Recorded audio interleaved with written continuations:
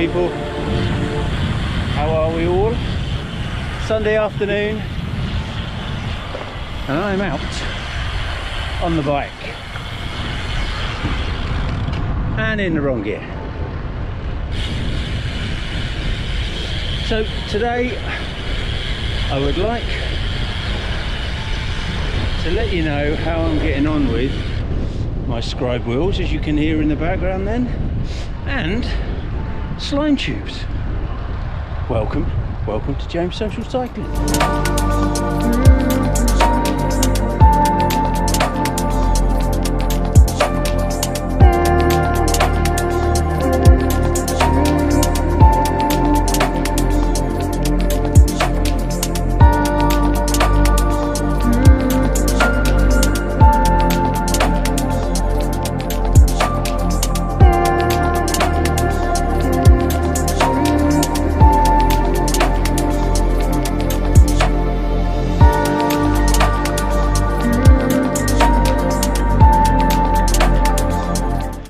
So, if you want to see the video that I did, I can't remember now, March, April time, there's a link in the description of below where I did a video of my first look at the, my first 1200 miles on the Scribes. So these are the Scribe duty wheels. As you can see, they are what are they? So they're 19mm internals. I think they're about 22 to 20, might be 24. Should have really checked, shouldn't I? External on the rim, but they're 31mm deep. So aluminium with alley spokes and brass nipples. So and all that information is in that other video, so go and have a look there. So what's my thoughts on them? I'm going to be very honest with you. I've only ridden, because of being off the bike for 3 months from September, I did a few rides, but you're basically looking at only 1700 miles on these wheels, and I've had to take the rear wheel back into my LBS to have another spoke repaired.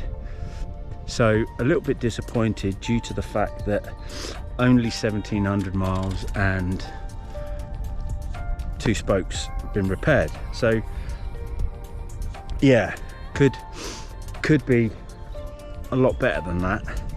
The front one, obviously, as usual, it's always the rear because it's got to take my arse end, but I did buy the Scribe duties because they had a weight limit of 139, I think it is. Again, I'll double check on that, but I'm sure it's 139, and I'm well under that. When you've got the bike at the moment weighs around about 8.5 kilos tops, and you've got myself which weighs around about 118, and I'm not being kind there. I might weigh a little bit less. So, but the wheels themselves, I'm afraid to say, are not living up to my expectations.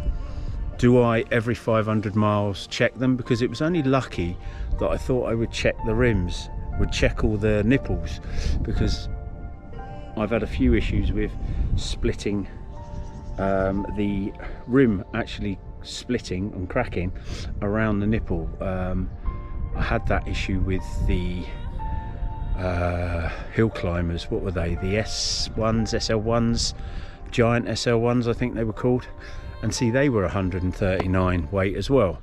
But anyway, so I double checked on that and actually found the spoke had broken. So I'm not sure,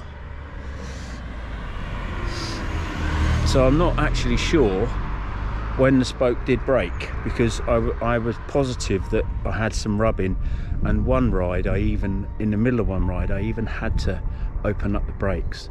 So I had measured out at 1,713 miles, so 1,700 miles, 2 spokes broke. But I haven't got anything else to ride, so we're going to keep going.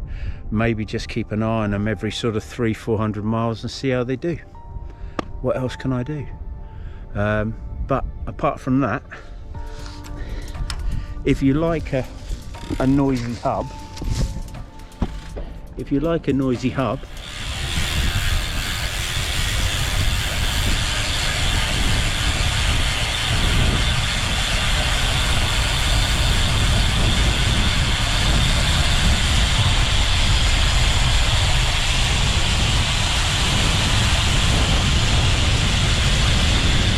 then you can't go wrong, because they're bloody noisy.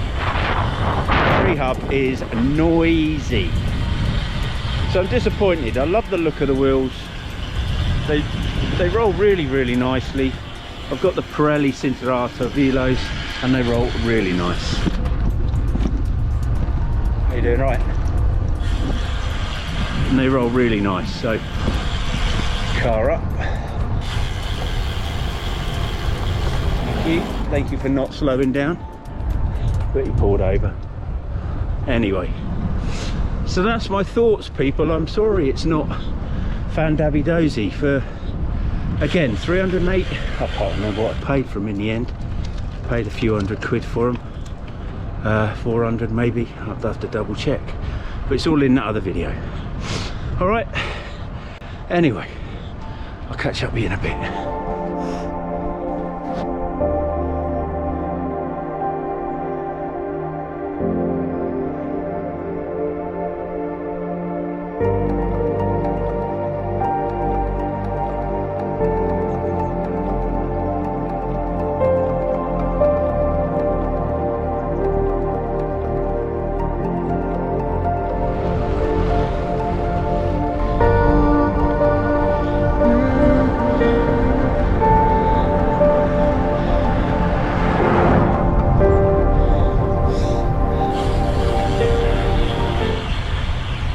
Slowing down, do they? Hey, idiots. Anyway, back to it. Slime tubes. I have one slime tube on the Trek, on the rear.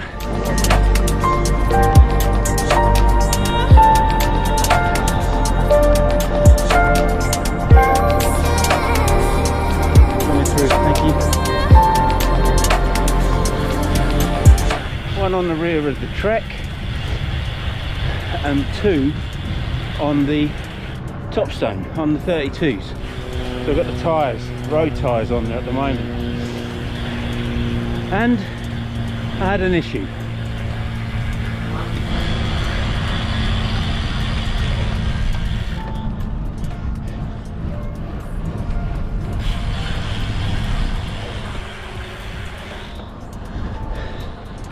And that issue was basically, I actually had a puncture on the front for the first time, and 30 seconds after I got another puncture.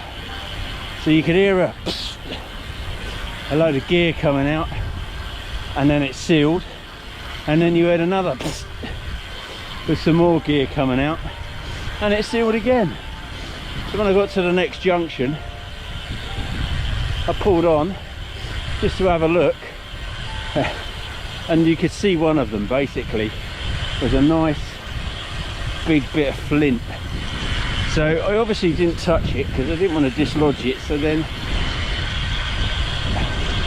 otherwise it would have let the air out. Anyway, a mile later the bit of flint had dislodged itself and I had a flat tyre. So I think pretty much that these slime tubes, I'd say they run exactly the same as I think they run the same as tubeless. So the hole on the tube was, I think, about 5mm. I'll show you it now. I've got the tube at home, so I'll show you. But I think to say that it would have worked, it would have got me home if the stone hadn't fallen out.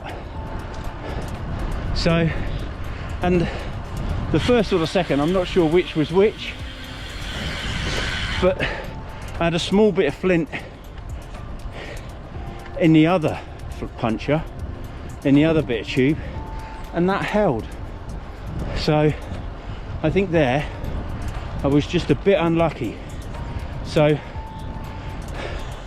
and then the palaver of me fixing the tube, I changed the tube for a normal tube, the slime tube for a normal tube, and then my canister, CO2 canister, popped open before I could do the pump up.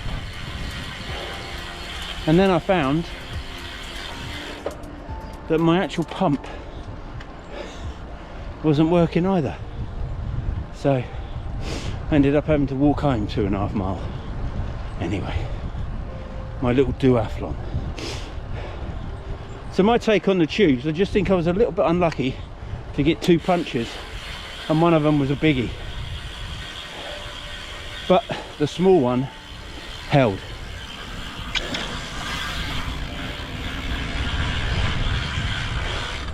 And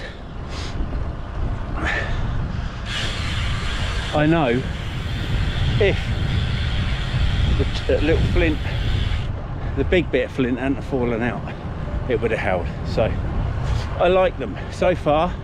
I haven't even had a puncture on this one, touch wood, to test it out. But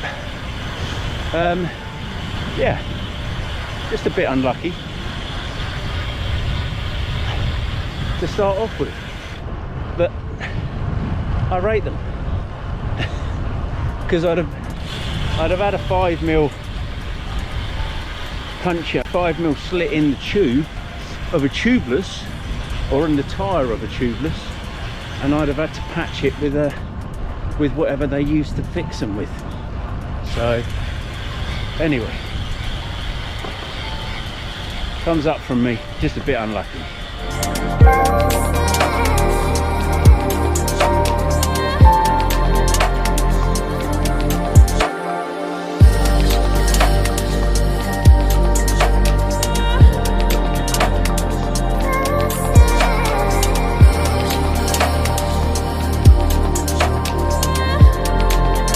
Hope you enjoyed. Lots of love, people.